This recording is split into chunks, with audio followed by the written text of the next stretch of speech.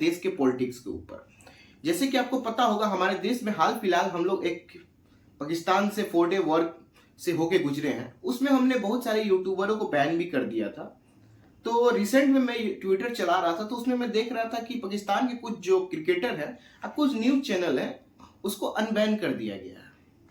और इस पे कुछ सवाल और कुछ मन में जिज्ञासा जगी कि थोड़ा बात करना ज़्यादा जरूरी है कि हमारे देश की गवर्नमेंट की पॉलिसी क्या आज तक हमको समझ में नहीं आई है। खास करके मोदी जी की पॉलिसी मतलब एक तरह से देखा जाए ना तो फेंकने वाला पॉलिसी मुझे अब ज़्यादा लगता है कि उनके मन में सुबह उठते हैं, बोलते हैं कि आज फेंकना है देश में, तो क्या फेंका जाए, तो जो मन में आता है वो फेंकना स्टार्ट कर देते हैं। उन्होंने सिंदूर के बारे में बोला कि सिंदूर में हमारे देश के सैनिक मरे थे, उसका जवाब दिया जाएगा। ये जवाब दे रहे हैं कि यूट्यूबरों को बैन इनसे होता नहीं है जिंदगी भर तक, इनसे ये नहीं हो पा रहा। एक यूट्यूबर बैन इनसे साल भर तक नहीं हो पा रहा है। ये 3 महीना से 4 महीना के अंदर यूट्यूबर अनबैन करने चल दिए हैं।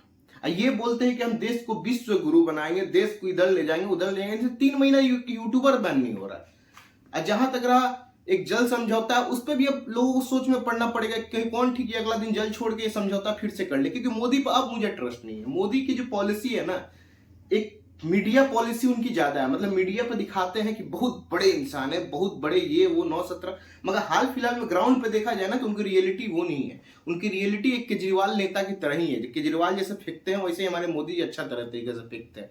सोचिए कि अभी सैनिक कुछ मरे थे हमारे देश में अभी रिसेंट में, और आपसे पाकिस्तान यूट्यूबर साल भर तक बैन नहीं हो पा रहा।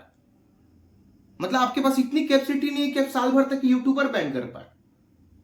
अब पता है क्यों हो रहा है? मुझे जो लग रहा है अभी एशिया कप आने वाला है जिसमें इंडिया पाकिस्तान खेलेगा, उसमें टीआरपी चाहिए, तो पाकिस्तान के भी कुछ प्लेयर चाहिए इनको। उसी के कारण मुझे लग रहा है कि ये पाकिस्तानी प्लेयरों को अनबैन कर रहे हैं। क्या कौन सा प्लेयर को अनबैन कर रहे हैं? शाहिद अफरीदी आपको पता होगा पाकिस्तान के खिलाफ में क्या क्या नहीं बोला हुआ आदमी, आप उसको बैन तक नहीं कर पा रहे हैं।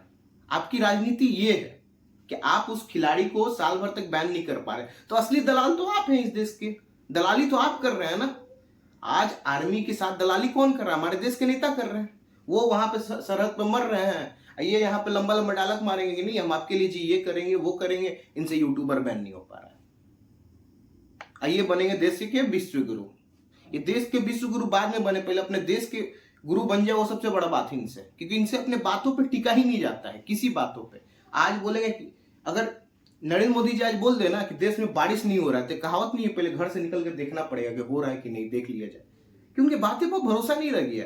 वन ऑफ द मतलब वर्स्ट लीडर है ये हमारे जितने पीएम आए हुए हैं, क्योंकि इनकी छवि मैंने जितना आज तक समझा है ना, न्यूज चैनलों वालों ने कुछ ज्यादा बनाई है कि नहीं ये एकदम स्ट्रांग लीडर है, ये पाकिस्तान को जवाब देंगे।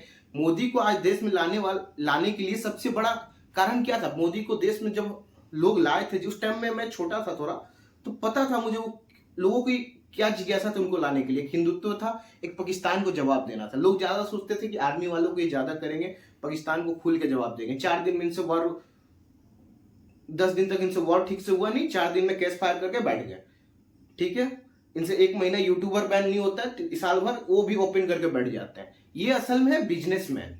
अब आज हमको समझ में आता है नरेंद्र मोदी एक बिजनेसमैन है, ना ये कोई पॉलिटिशियन है ना कुछ है। ये अच्छा बिजनेस करते हैं, वो चाहे वो देश के साथ हो या देश के लोगों के साथ हो, ये बिजनेस बहुत अच्छा करते हैं। ये तो मैं आपको सियोरिटी दे रहा हूँ 110%। तो इन पे अब ज्यादा भरोसा करने लायक नहीं है और हमें अब आगे की तरफ देखना पड़ेगा। बाकी जय हिंद, जय भारत।